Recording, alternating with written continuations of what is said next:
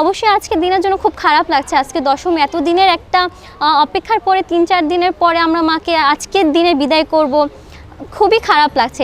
আজকে মায়ের বিদায়ের বেলা, তো আজকে খুবই কষ্ট লাগছে মাকে বিদায় দিব, এবং একটা আশায় থাকবো যে আসছে বছর যেন মাকে আবার নতুন করে আমরা আহ্বান করতে পারি। অবশ্যই খারাপ লাগছে। 1 বছর পর প্রতিদিন এই মুহূর্তের জন্য আমরা সবাই ওয়েট করি, আর আজকে বিদায় জানাতে হচ্ছে। কিন্তু এই প্রার্থনা যে মা সবাইকে আশীর্বাদ করুক, সবাইকে ভবিষ্যতের জন্য আরো শক্তি দিক, আমরা ভালো মতো থাকতে পারি, সবাইকে আশেপাশে ভালো রাখতে পারি। প্রত্যেক বছর আমরা এরকম 360 দিনের জন্য ওয়েট করি মার আসার জন্য।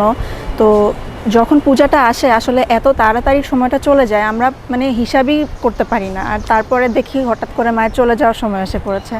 তো তখন একটু মন খারাপ লাগে যে পূজাটা আরেকটু যদি বেশি দিন থাকতো, আমরা আরেকটু মজা করতে পারতাম, একটু মার সাথে থাকতে পারতাম। বাট এটাই তো নিয়ম, প্রকৃতির নিয়ম, মাকে আবার ফিরে যেতে হবে। তো আমরা হাসি মুখে আর কি মাকে বিদায় দেওয়ার চেষ্টা করি সবসময়। দশমীর আগেই বরঞ্চ ভালো ছিল, পুজো আসবে এ নিয়ে আমরা খুবই এক্সাইটেড ছিলাম। ইতিমধ্যে দেখতে দেখতে চলে আসছে এবং শেষই হয়ে যাচ্ছে, এটা নিয়ে খুবই খারাপ লাগছে আমাদের। অবশ্যই খুব মিক্সড একটা অনুভূতি, কারণ একটা দুর্গাপুজো শেষ হয়ে যাচ্ছে, আবার 1 বছরের সেই অপেক্ষা, মা আসবেন। কিন্তু আরেকটা অনুভূতি যে আমরা একটা দারুণ, আমাদের পুরোটা বছর অপেক্ষা করে থাকতে হয় এই উৎসবের জন্য। দারুণ 5 দিন কাটালাম সব পরিবারের সকল একত্রে মিলে, আর সেই 1 বছর অপেক্ষা, আবার মা আসবেন, আবার শুরু করব আমাদের উৎসব। মাকে বিদায় দেওয়া, মা আবার আসবে, আবার 365 দিন অপেক্ষা করা, তো অনুভূতিটা আসলে খুবই কষ্টকর, আবার খুবই আনন্দেরও। কারণ মাকে বিদায় দিচ্ছি, আবার অপেক্ষা করতে হবে, মা 365 দিনের জন্য আসবে, আবার মা চলে যাচ্ছে আমাদের ছেড়ে, এটাও কিন্তু একটু আসলে খুবই কষ্টদায়ক জিনিস। আবার পূজা শেষ, এই নিয়েও খুবই কষ্টদায়ক। আবার যে পূজা শেষ আবার তো আসবে, এটাকে বলেও আমরা মনটাকে সান্ত্বনা দিচ্ছি। অনুভূতিটা আসলেই বেদনাদায়ক। এতদিন পূজার আগে ব্যাপারটা ছিল যে কবে পূজা আসবে, এখন জাস্ট পূজাটা শেষ হয়ে গেল।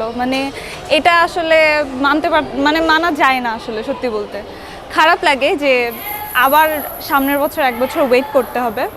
আদারওয়াইজ সব ভালো গেছে। হ্যাঁ, অনেক খারাপ লাগছে। এতদিন আসলাম মন্দিরে, সব প্যান্ডেলে ঘুরলাম, আজকে তো বিদায় বেলা, অনেক খারাপ লাগছে। কেমন লাগছে পূজায় এসে? হ্যাঁ, অনেক ভালো লাগছে। ষষ্ঠী, সপ্তমী, অষ্টমী, নবমী শেষ, আজকে মায়ের বিদায় বেলা, একটু তো খারাপ লাগছে আজকে দশমী, পুজো শেষ, অফিসও শুরু হবে, সেদিক তো খারাপ লাগতেছে।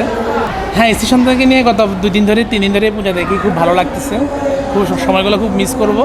দেশের নাম্বার 1 ট্রেডিং অ্যাপ নিফটি ফার্স্টে পাচ্ছেন ট্রেডিং এর সব সুবিধা, dual exchange access, company analysis, portfolio তৈরি করা সহ আরও অনেক ইউনিক ফিচারের সাথে ট্রেড করতে ডাউনলোড করুন এক্ষুনি।